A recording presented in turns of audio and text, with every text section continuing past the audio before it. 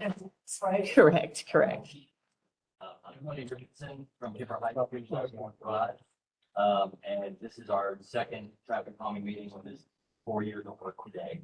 So today, we're gonna first have Councilman Ramrey's come up and give us a short, on the description on what's going on in Kemper Heights and District 8 in general. And then the NDOT folks are gonna give their presentation, and then at the end, we can ask questions and do all that sort of stuff. We want to try to keep it to an hour so we can respect everybody's Saturday. So if you have sort of non-related questions to this specific meeting, contact the council member with these folks later or at meeting. So Councilmember Ramrey. And there's also a sign up list over there. Oh, yeah. If you want to get more information or get on the mailing list for Kemper. Yeah. Oh, is the mic over here? I think so. Okay, hey, the mic's over here. Good afternoon, everybody. I am, if you don't know, your council member, Nancy Van Reese, and I am in my 7th year representing the area.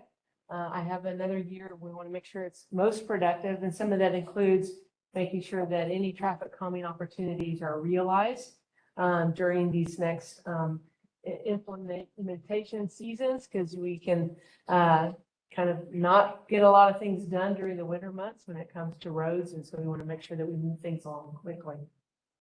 Just a few little updates. And again, I encourage you to sign in on the sign-in sheet, because that helps the Kemper Heights Neighborhood Association know who you are and where you are, so you can get information directly.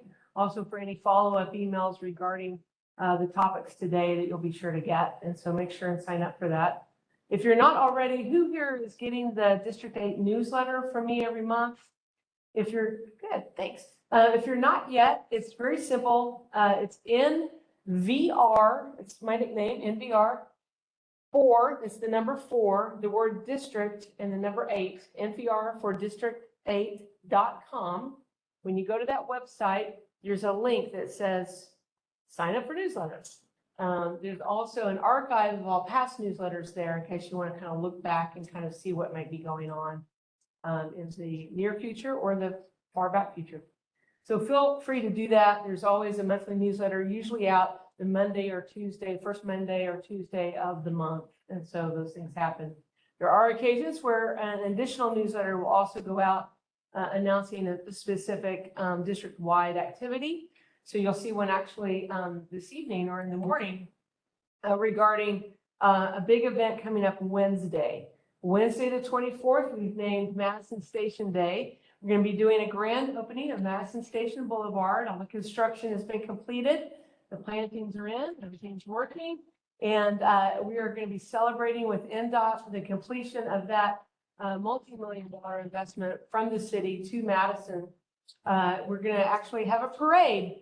Both the Good Pasture Band, the Maplewood Band, and the Hunters Lane Marching Bands will all be playing some music and marching down the boulevard at 11 a.m. on that Wednesday. So if you're working during the day, try to take an early lunch and make sure and enjoy the parade 11 o'clock. Then come back Wednesday night at 6 p.m. At 54. We're going to be doing a district-wide, actually Madison-wide meeting about the visioning of the place we now know as Madison Town Center, colloquially known as Madison Square. They'll be renaming it Madison Station, and we'll be looking at those designs and learning about the phase 1 of that project. So come back on 6 p.m. on Wednesday at 50 Forward to hear that presentation and to get out your sticky notes and give feedback on what it is they're planning on doing there. That's the most immediate information I wanted to make sure that you guys had access to, since it is coming up just this coming Wednesday. Absolutely. My email is my first name dot last name, Nancy, Nancy, dot Van Reese, VANREECE at Nashville.gov. I remind people that I am not a peanut butter cup, so it is not with an S, it's with a C, and hopefully now you'll remember that. So Nancy.VanReese at Nashville.gov. I do have business cards on the table in the back if you want to grab one. That's there as well. The website to sign up for the newsletter is NVR4district8.com. The Instagram and Twitter accounts are the same ID. That helps. Are there any specific questions that I can address in advance of the traffic calming discussion? Anything that's pending? If you think of something between now and later, feel free to email me and I'll get back to you. If it's Kemper Heights related, I'll be sure to include the neighborhood association with the response so they know what's going on, what questions there are. Good? All right. Without further ado, I bring you the folks that can bring us speed humps. Right? Thank you, Councilwoman. I'm Amy Birch, and this is Jara Fall. We are here on behalf of NDOT to talk about traffic calming. We help facilitate this very popular program, and we're going to get started on what we're here to talk about. For anyone on the Zoom call or on the WebEx call, if you can't hear anything or have any questions, just put those in the chat pod. You can also,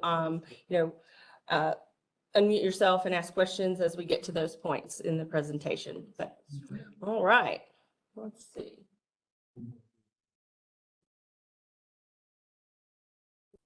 There we go. All right, so what's traffic calming? Well, first, we're going to start with some of the basics, but we talk about the 3 E's of traffic calming: education, enforcement, and engineering. Education, these are like public service announcements, things like that, to educate people on why we want you to drive slow in a residential neighborhood. Enforcement, that's pretty clear. That's, our partnership with the police department, enforcing the speed limits that are posted. And then engineering, and that's really what this program does, is focuses on the engineering of streets. Come on in. There's room in the front if you need a seat.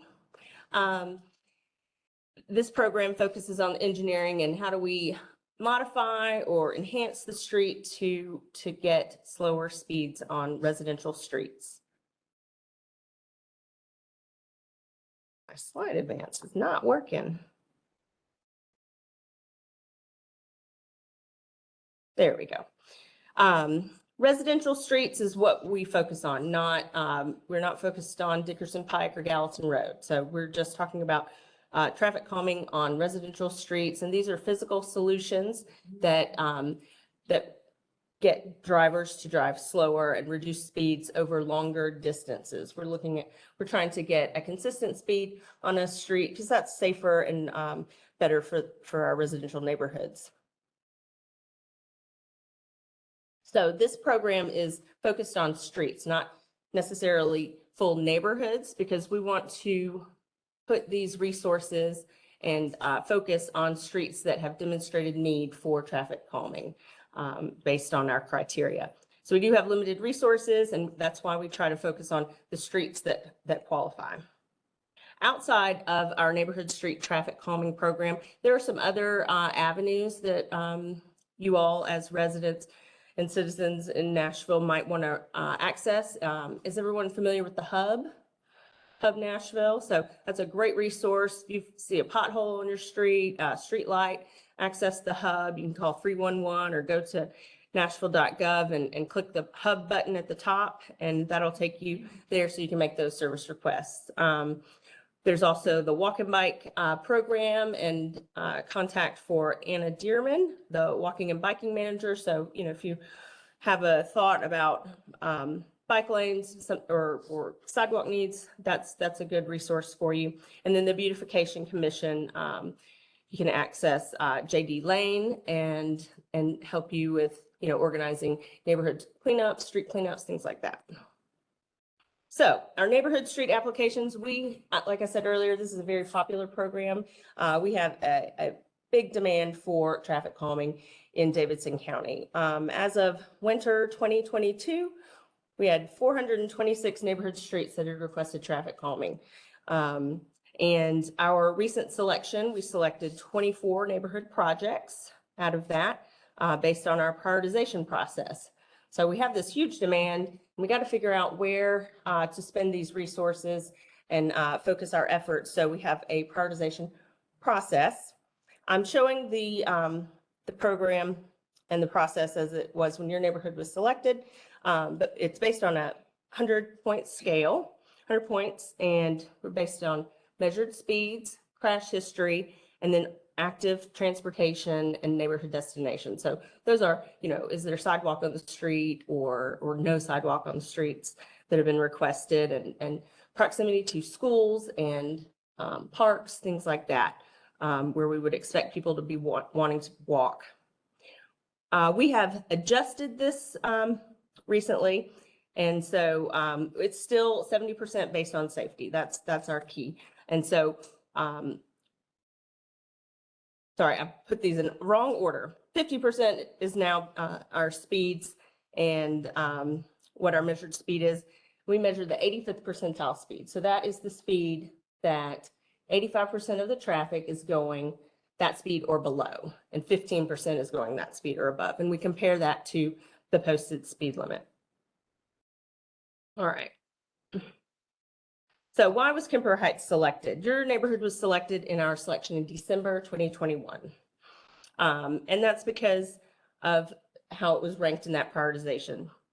And overall, at that time, it was probably still around 400, 450 neighborhoods, streets that had requested traffic calming. Port Drive ranked 20th. So it got selected in a selection of 25 neighborhoods for traffic calming. And speed, in the speed category, it ranked 3rd out of that many. So that's why we're here. So here's a map of Kemper Heights neighborhood and what was requested for traffic calming. The blue line is Port Drive, and that's the street that was selected. And then also additionally, Due West was on the application, Westchester Drive on the east side of 65. And then while we had our first meeting, there was a request for Westchester Drive between Dickerson and Port. So that's why I'm showing that one in purple. So these are the streets we're focused on. I'm going to talk about our common traffic calming measures. What does our program use to slow drivers down?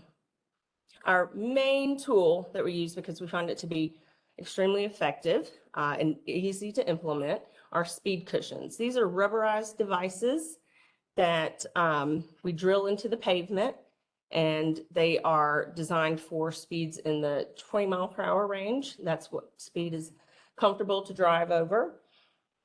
You can see they have gaps, and based on these pictures, you can see that we arrange them in different formats based on the width of the street. So the picture on your left is a wider street, so we've got 3 sets there, and then the picture on the right is a little bit more narrow, so we've got a set of 2. The best way to travel over these is to, hit them dead on. Don't try to put one wheel on and one wheel off. People will do that. But the most comfortable way to travel over them is straight on. They have pavement markings on them so that you can see them as you're approaching them. They have reflectivity for nighttime. We also pair them with warning signs so that drivers know that they're approaching those devices. These are one reason we like these on residential streets is because they don't have too much impact for emergency response vehicles. You can see those gaps. Those vehicles have slightly wider wheelbases, so they're not as affected as they're trying to reach that emergency. When we're placing these, we are looking for or using a lot of criteria to figure out where to put them, but we have some things that we try to do, which is not place them too close to driveways. So we're spacing them so that you're not driving, sideways over them as you get into your driveway. So they're going to be at least 15 feet away from a driveway. We're also not putting them right in the middle of intersections, something like that. And as we place these on a residential street, we are spacing them so that we try to get a consistent speed along the length of the street. So they would be in somewhere in a distance between 400 feet, 600 feet is what we're looking for there. So that way we have a series of them along the length of the street. So Signage and marking is another tool that we use. The picture on your left is the radar feedback signs you may have seen on certain streets. They flash speeds. They're programmed to what the speed limit is, and so they'll flash speeds, your speed if you're going above that speed limit. And that reminds drivers to slow down. They're not, it's a different kind of tool that's not in the roadway, but we do think that they have some effect to them. Also markings. This picture shows some zigzag markings. We'll put those in places where we're trying to draw drivers' attention to something different in the roadway. In this case, it's a crosswalk. We want them to slow down and pay attention as they're approaching. It might be on a hill or around a curve or something like that. Narrowing, depending on the width of the street, we might add some pavement markings to narrow that width, or add white edge lines to the roadway, or paint the speed limit on the street. Speed tables are similar. They're made similar, of the same materials as the speed cushions, but these are designed for slightly faster speeds and higher volumes. They are flat on top, so that a car's wheels can kind of sit on top of this speed table as they're traveling over it, and they're longer. These are like 14 feet long typically, but they're modular as well. So the good thing about these modular devices is if a piece gets damaged, we can fix it, and it's pretty easy maintenance.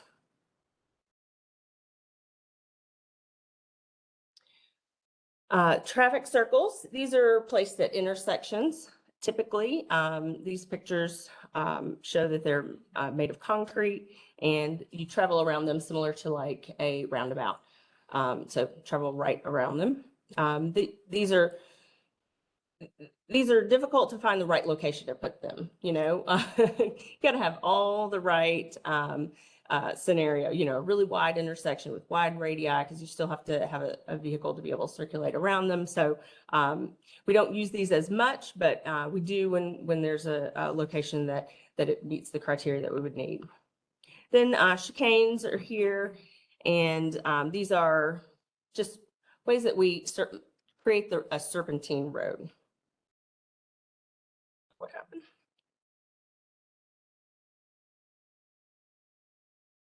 Sharing screen stopped. Uh-oh.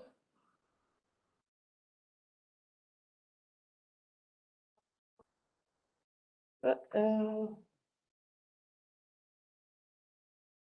Excuse me. Let me put this back up.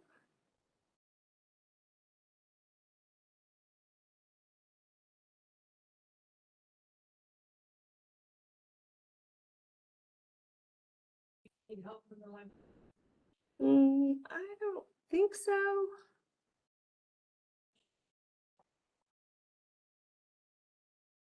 Are we back? Am I back on there yet? Okay, let me work on that real quick.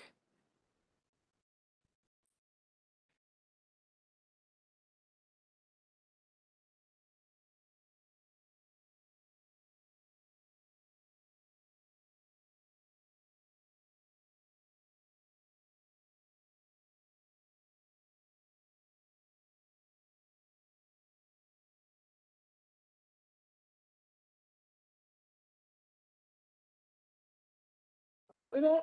Okay. My apologies. All right. So chicanes, another unique type of tool or thing that we do, but again, got to have all the right all the right tools or conditions for that to be effective. So I'm sharing on your screen now. Okay, great. Because it's not. There we go. All right, so those are our tools, and I'm going to talk a little bit about our program, how we got here, what do we do next, and all of that. So this program is application based, and so someone applied for traffic calming in your neighborhood. And these applications have about 4 blanks. So, you fill out the streets that you're concerned about, and then what the program does, what NDOT does is we take these streets and we collect data on them. And then we run that prioritization that I talked about based on speed, based on crash data, based on what's around the neighborhood in walking distance, and whether or not there are bike lanes and sidewalks and so forth. So from that, we run our prioritization and we select typically 25 streets every 6 months. So 50 a year is what we're doing right now. So this Kemper Heights was selected last December in that selection. From there, we'll work up some conceptual designs. We'll do a first meeting. We did our first meeting several months ago about Kemper Heights. We got some feedback from the neighborhood about what kind of tools you might be interested in seeing in your neighborhood, as well as what streets. I know there was one street that was requested to be added, and we've been able to accommodate that. So then we'll kind of refine that design and then have a meeting number 2. And that's where we're at now. We're here to talk to you about the design that we've put together, the concept. New with our July selection this year, we started doing our mailers. We're trying to enhance the way that NDOT engages with residents and property owners about this program. So NDOT is sending mailers to property owners on the street that we're doing traffic calming projects on, so they can be advised and know about when meetings are happening. And a lot of that is because we have a online ballot that we'll get into a little bit more, but we want people to be in support of the project that we're working towards. So that's why we have these meetings. We want to get feedback and then hopefully get a successful online ballot done and then move into construction. So right now we're at meeting 2. We're going to present our concept to you next up, and then we'll see if there's any modifications we need to do. But if not, if the group is supportive of the plan, we would roll right into trying to get the online ballot going, and that's how we demonstrate the support. With this program, we have a goal of 66% of those who vote in the online ballot to be in favor of the project. And if that metric is met, then we will move into construction, order the materials, and so forth. So are there any questions on the program policy, how we got here? Or we want to talk about the proposal? Ready to move on to the proposal? All right. Yes. If you don't have 60%, what happens? Great question. Great question. If anyone can't hear on the online, the question is, if 66% is not reached, what happens then? NDOT would find that means that there's not support for physical measures in the street. So we would not install the speed cushions. If I can just, in between that answer and your question is the council member. And so if we don't achieve the number that we're looking for, then I'll be working with Kemper Heights to make sure that we achieve the number that we're looking for. Because some of the reasoning behind that could be, I forgot, I lost the ballot, I thought my husband did it, I thought my dog ate it. There could be reasons. I rented here, I thought the property owner was gonna do it. So in between we don't have enough and we're not gonna do it, we step in to make sure we get enough. There's a second opportunity. There's always, as long as I'm breathing, there will be a second opportunity. And- Sound like they're gonna shove this down our throats whether we like it or not. No, I think that it's a matter of making sure that every property owner on the street responds one way or the other. If we get 100% response rate and it's not 66%, then okay, then right? But I've never seen 100% response rate. And so we continue to work to make sure that all property owners are aware and have that vote. But if they haven't responded yet, then we're going to keep working on it. Those are some great points, and I pulled this slide up. It was going to be next, but I think it's good to talk a little bit more about this online ballot process and who gets the ballot and everything.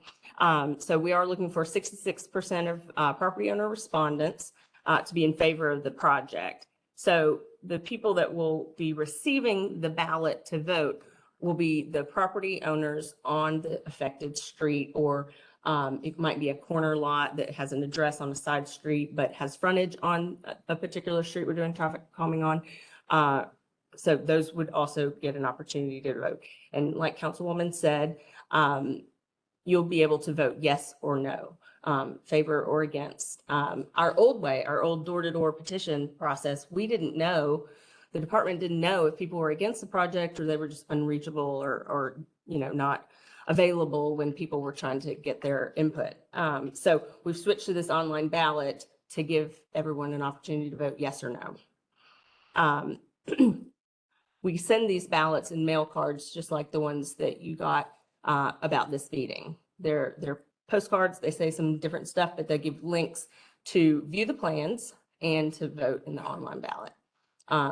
It's a 6-week window, and we selected that to give people opportunity to get their mail, think about it, and review the plan and everything, and vote. Also, some opportunity for neighborhood and council members to send some email blast and social media information to get people to remember to do that, to look for their postcard in the mail and participate in the ballot. So that's why we've given that length of time to do that. But we also put a length of time on it so that we can move these projects forward. We're trying to move a little faster in this program and get things implemented on the street construction. So on those ballot cards, you'll also have a unique identifier, and you'll use that to vote. So just anybody that finds that link can't necessarily vote because they need the unique identifier. All right, so I'm going to talk more about this plan that we have proposed here. We have some handouts, so you might be able to see them a little better. Closer up. I'll wait for Jara to hand those out. But our previous map showed Port Drive, showed Westchester Drive, and Due West as streets that had traffic calming requested and we were considering.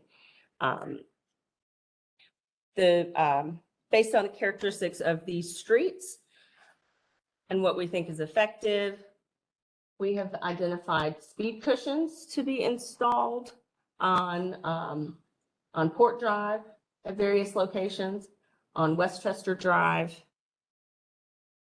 and then on Head. The reason we don't have the cushions on the Westchester Drive on the east side of 65 is it's quite hilly. We can't install these devices on streets that have steeper grade. The drivers have to be able to see them a certain distance before they reach them, and there's just some limitations there of where we can put them. So that's why you also kind of see this gap on Port Drive in the middle because of some of the hills there. I'm trying to show the signage so you kind of get an idea here that there's going to be some speed cushions ahead signage to let drivers know what that advisory speed is at 20 miles per hour.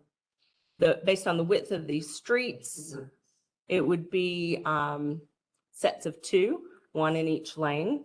So easy to hit them straight on and travel over them at around 20 miles per hour. And we space these so that hopefully drivers aren't speeding up too much in between as they travel the street. So if you're familiar with Gibson Drive, that's a street that has speed cushions on it in the Madison area. And that's what we're talking about. Then on Due West, there was, at our first meeting, there was quite a lot of interest in doing something on Due West because of the feedback we heard was there was a good bit of speeding on Due West. So we're showing the radar feedback signs in 2 locations on Due West on this plan. So all in all, the Westchester, starting from the left, that's 5 sets. They're spaced around 400 feet apart, give or take, between Arta and Dickerson Pike. And then another few sets on Port between Old Hickory and Due West. And then we put 2 sets on Head, but again, we couldn't put any on the east side of Westchester because of the rolling hills there.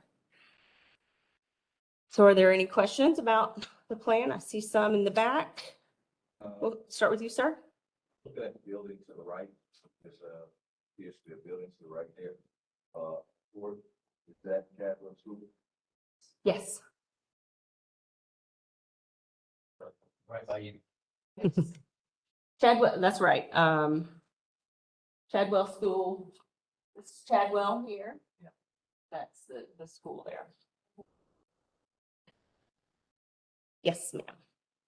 So in that space on Port Drive between traffic visions where it's that's also on one side of the street where the sidewalk is and where people are speeding up when they're going, speed going down. And then there's not really anything over at the bottom of Tuckahoe. And so is there anything that can be done in that space to slow people down? The sidewalk is relatively narrow on one side, and so it's just really dangerous. And then also on the other side, there isn't a sidewalk, so people check the mail, or, trash can down, etc. Take it out, etc. So if there's anything that can be done in the state of the incline, Right. are there options? We could look at maybe painting the speed limit on the street, something like that, to give some additional enforcement or acknowledgement of what the speed limit is. But we're constrained on physical measures because of the grade. And it's stop sign, but not the option. That's correct. We don't do stop signs with this program. It is those are traffic control devices. If you have interest in always stops or stop signs, you can reach out to the hub and request that, and there would be a separate study about that. But we don't do stop signs through traffic calming. Correct. Would that extend to any sort of like flashing lights too? And that, like, a sensor type of thing? Or like the radar feedback sign or something like that. We could look and see if we could do another radar feedback sign in that area. I think that's a good idea. Yes. So why the choice of radar feedback sign over the speed cushions on Due West? On Due West, more about the classification of the street and it being a faster street carrying more traffic.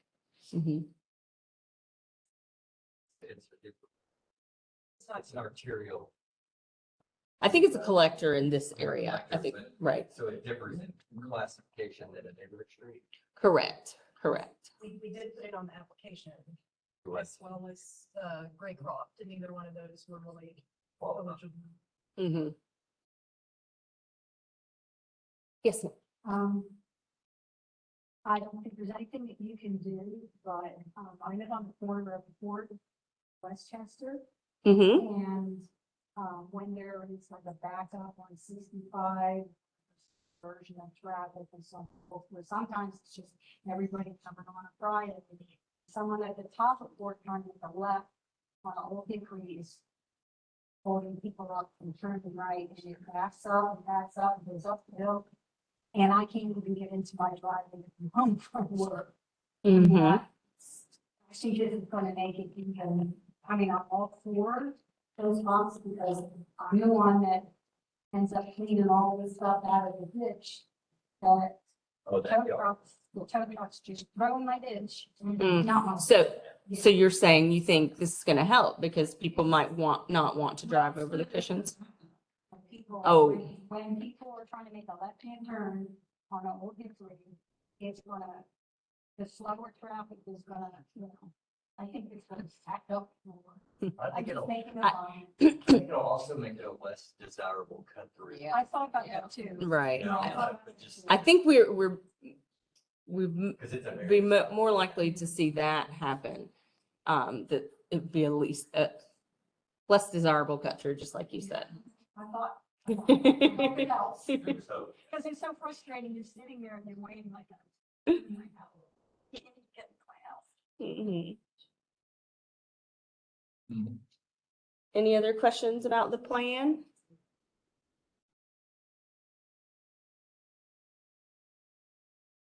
All right, any questions from the online? Nope. Okay. I've got a question. Slide again, but again, if the folks in this room and you all are wanting to move forward in the process, we would move into this balloting process, which would be that we would send the ballot cards to the property owners.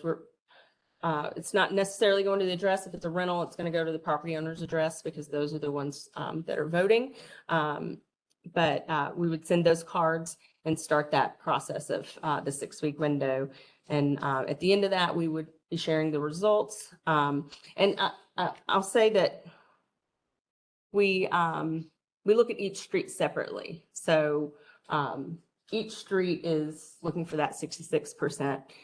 So if Westchester, reaches it, but, Head does not, or something like that, we would look at them separately. Are we only looking on our particular street? Yes, but the plan online will show the whole plan for the neighborhood, but we're looking at the results for each street separately. So just the people on those streets will be able to vote. for that street. Yeah. Correct. And how it's all made.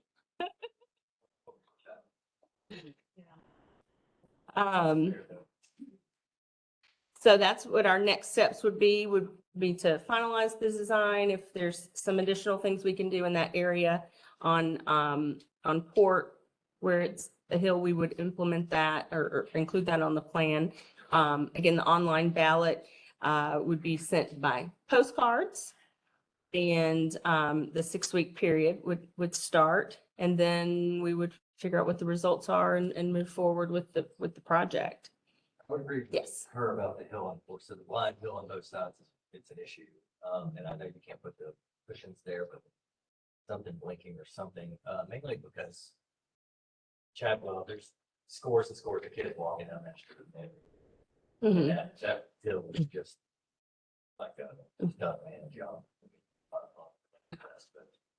So if we could see signage or something Mhm. there that would say, hey, there's pumps coming, or like you've done sort of before on the other cushions, maybe up there too, and a blinker or whatever.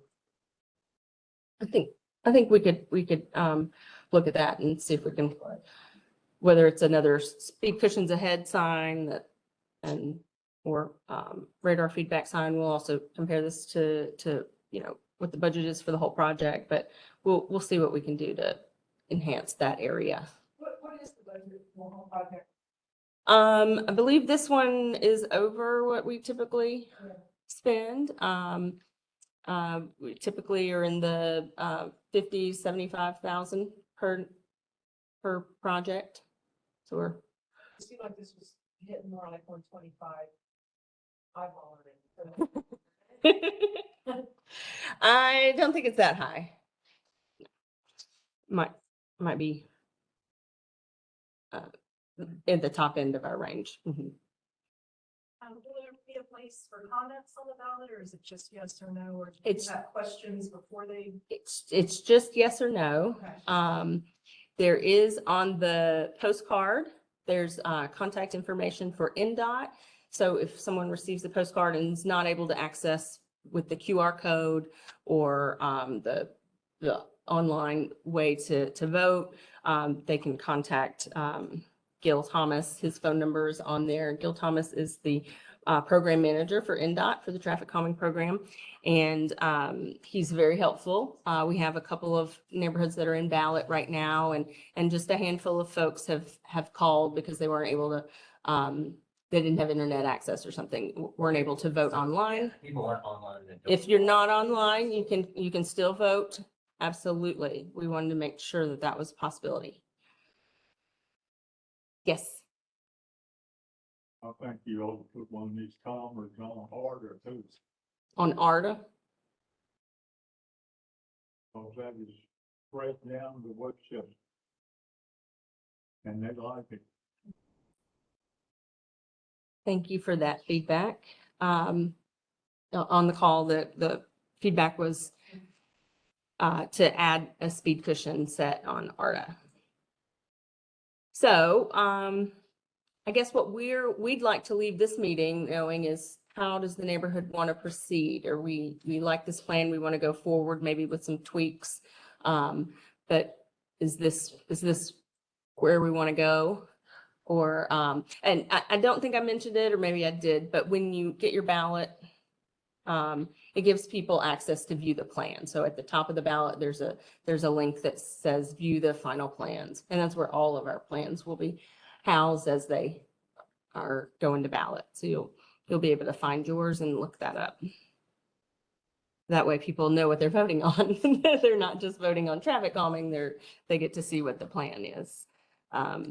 Barring a couple of tweaks that we've talked about, I think in general, we want to know, are speed cushions something that this neighborhood wants to move forward with? And yes, question in the back. I like the plan. I think there's some additional signage, on the slope.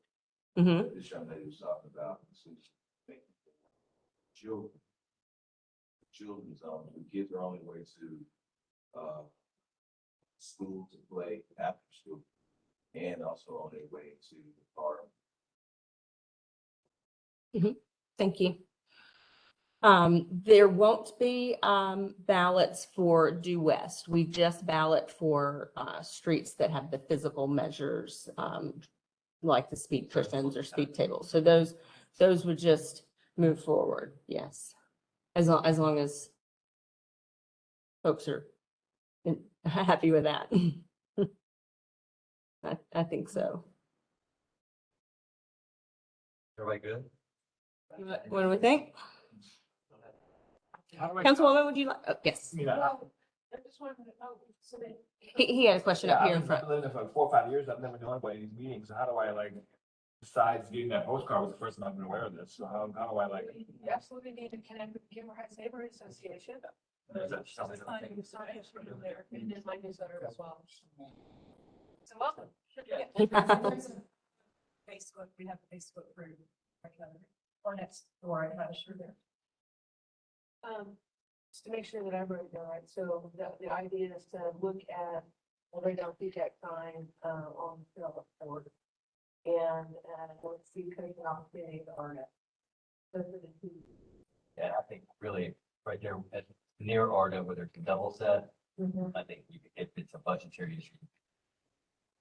If you've got 3 on the side and still options without more money. Yeah, thanks for saying that. Artists and stuff, for sure. I guess it's not right. Yeah, Mhm. yeah, I think that's all hickory. Yeah. I also wanted to mention, a lot of times when we put these things in, it's kind of like whack on them, right? It's like, oh, I can't go that way, I'm not gonna go this way. Yeah. East and west work, they're not already getting it. So that's trying to slow everything coming in and out. You mentioned east and west. Mark them then. Oh my God. North side and the south mouse. Yes. Yeah. So on the other side, great. Yes. So it should, if you think, oh, I can't go real faster anymore, I'm gonna take. Keep them I on want to go 65. straight to Saunders, and they're gonna be upset. So, you can have your day.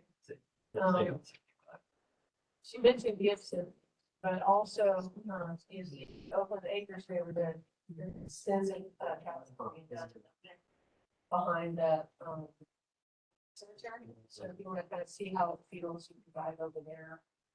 See how the spacing is. That's another physical way to kind of understand what this feels like when you actually drive on it. In the kinds of neighborhoods. Fantastic. One little reminder again about Wednesday. And then also to let you guys know, I'm working feverishly on getting a private sponsor to help do the same type of work that we did for the park at Madison Station Boulevard. And I'll be needing feedback when you want park to do something similar for the park at Chadwell.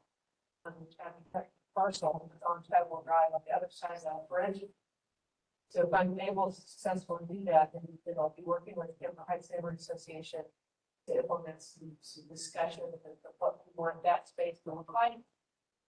We are in absolute agreement that we want to make sure our neighborhood has a say in what that pocket fund will do for us prior to our new neighbors and the new developments also. So we'll try to get ahead of that curve. So hopefully by this autumn, we'll be able to have those. So be looking for information from the radio source. Yes. If those trucks has torn up that nice paved road, how do I put it in? Do I put it in? Absolutely. You put it in the hub.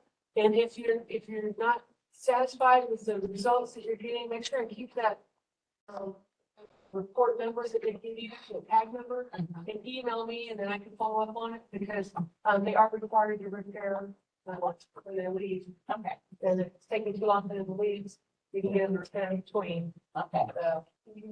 Oh yeah, well, let's do that.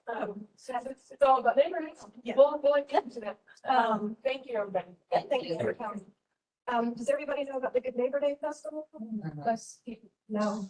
Okay, we can take a picture of this or I can send you info. It's gonna be in Madison at Cedar Hill Park, September 24th from 10 to 30. I don't know if you're familiar with Neighbor to Neighbor. It is Saturday, September 24th from 10 a.m. to 3 p.m. You're gonna have the all set up around the lake.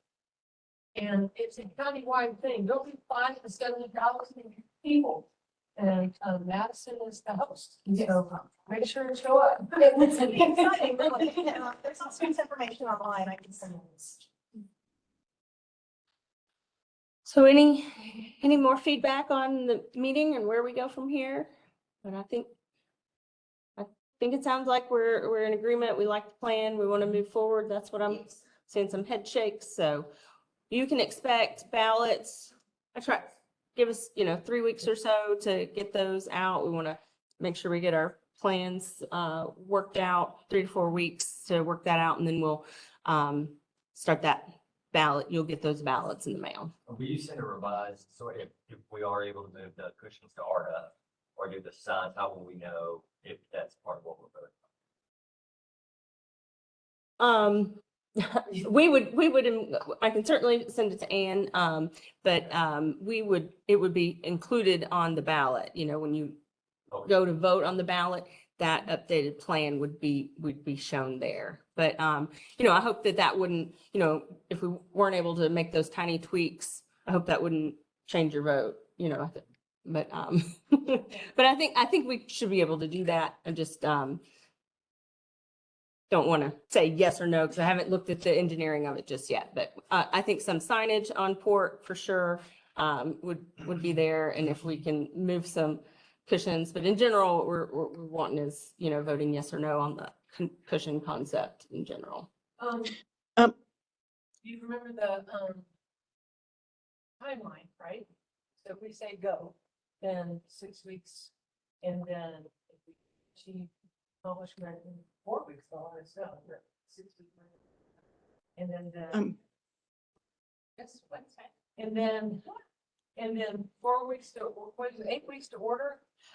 Yeah, then we've another 8 for the construction. It's about 3 to 4 months after we close our 6-week window to get it implemented. So when I'm trying to set expectations is that we may have the materials in January and February, the weather's bad. It still might not go in until March, April. So if we hurry things along, then we probably are looking at next spring installation. So I wanted to set that expectation. I've got a question. Yes. Please go ahead. I couldn't quite tell from that diagram how close the cushion was at Port and oh gosh, what's the street? Not Westchester. The next street up. I'm on Port. Tuckahoe? Tuckahoe, yeah. The problem that I'm wondering how close it is to where the hill actually starts, because in the winter, speaking of winter, that hill is one of the most dangerous in the winter because it's a north-facing hill and the sun never gets to it. And if you don't get enough speed up, you can't get up the hill. And last year we had 3 cars down the hill from my house and 4 cars up the hill from my house in the ditch. So I'm just wondering how close that one is on Tuckahoe to where, if it's still in the flat area. I can't really tell from the diagram. Mm-hmm. Yeah, it would be in the flat area and, we'll look at that specifically before we Okay. make that for us. Yeah, Mhm. the thing that the folks at Oakland Acres neighborhood, they got it all put in and then realized a couple of things needed to be moved and they were moved. So Okay. once we live with it and all of a sudden it's like, you know what, this needs to go down 10 feet. That means everything else needs to go down 10 feet. And the engineers will look at all of that and we can go back and make corrections after it's done. Absolutely. Okay. And that's what's Okay. great about these is they are, they're modular and they're drilled in the pavement. We can use the same screws, we just take them out, put them back in. But we try not to do that. We try not to do that. So whenever it pops up on the repaving schedule, Mhm. we'll see them disappear and then the paving and then they'll reappear. So, Yeah, right. We don't have to build them again. That's why we like these. Yes. Could you go back to the, one, where it's the actual cushions? Oh, yes. One more Picture of the time. cushions. The ones that would be installed. Is it just really? That's these. It's these. So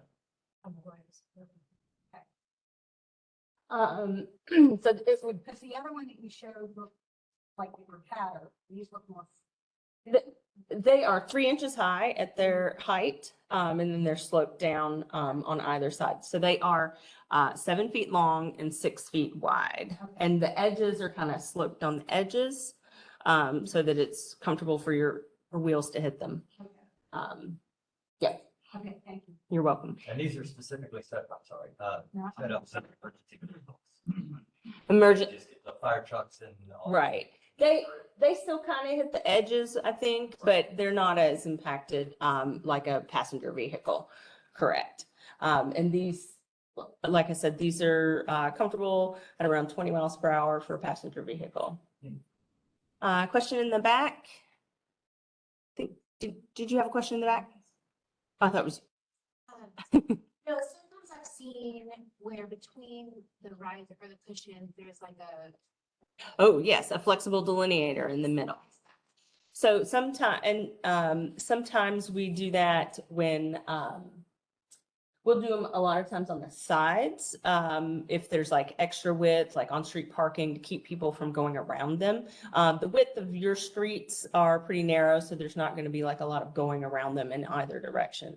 But yeah, that's what we're doing. But I do think Gibson has a couple that have them on the center line. Yeah. Or very dangerous, like going around them, so we stop that. That was my concern. Yeah. Especially with the hill, the blind hill that people would try to go around. It's huge. People coming the opposite way. So. Yeah. Like I said, the best way to drive over them is straight on.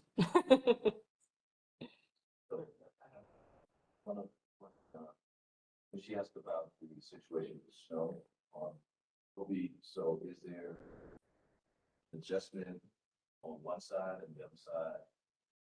Still the same. Meaning if I'm going up the hill. Oh, they're going to be side by side like this because otherwise. Because of what she was asking about. Accelerate more. Mhm. Snowy days. Yep. Would you have consideration is to adjust the side that you're going escalating up, the other side because you're coming downhill. That's an interesting point. We can look at that. I do think we'll specifically look at the location that she brought up about near Tuckahoe. As long as it doesn't create an accidental chagrin. Mm-hmm. Go around. Yeah. Yeah, I think what we don't want is people driving the other, in opposing traffic. So that's why we want to put them side by side. She's right about the cars that on the winter, they get abandoned all up and down. Yeah, we usually have 3 or 4. Yeah. Mm-hmm. Stay home. Well, we live there, don't travel. Yeah. All right. Think we're wrapping up unless there's anything else. We're glad that you received our note cards and came and participated in the meeting. And we look forward to moving this along. Thank you. Thank you. You live in the neighborhood and you want to assign the neighborhood association, right over there and.